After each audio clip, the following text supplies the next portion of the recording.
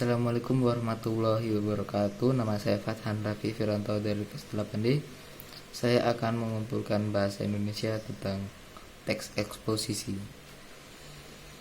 Bismillahirrahmanirrahim. Yang pertama adalah pengertian teks eksposisi.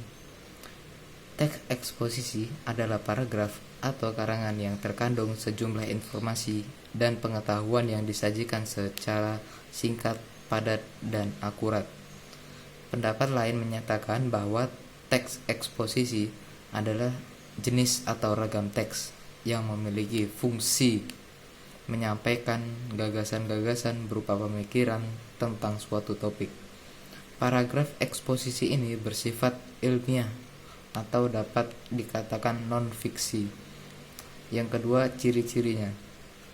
Ciri-ciri teks eksposisi adalah yang pertama, singkat dan padat. Kedua, gaya informasi yang mengajak. Ketiga, penyampaian teksnya yang secara lugas dan menggunakan bahasa yang baku.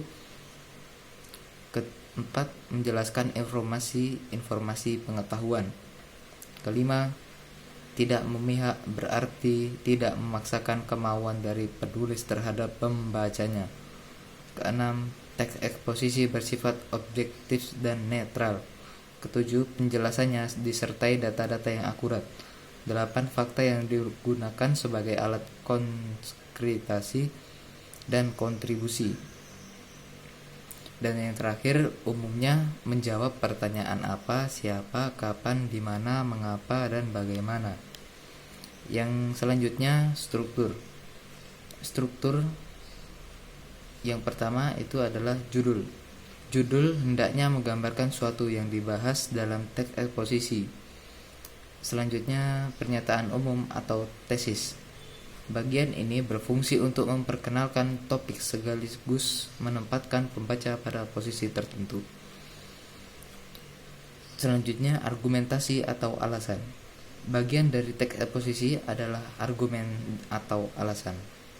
Panjang dan pendeknya bagian ini tergantung pada jumlah argumen yang telah kalian kenalkan secara garis besar di dalam pernyataan umum. Yang terakhir, penegasan ulang terdapat simpulan. Pengulangan opini bersifat pilihan sehingga tidak semua teks eksposisi mempunyainya. Yang keempat, tujuan.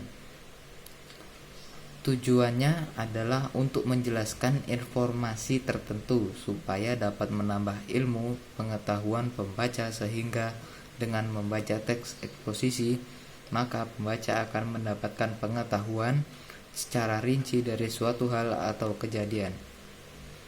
Yang kelima, kaidah kebahasaan teks eksposisi.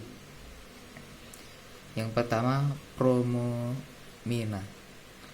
Pronomina atau kata ganti adalah jenis kata yang menggantikan nomina atau frasa nomina. Pronomina dapat diklasifikasikan menjadi dua macam, yaitu pronomina persona dan pronomina non-persona.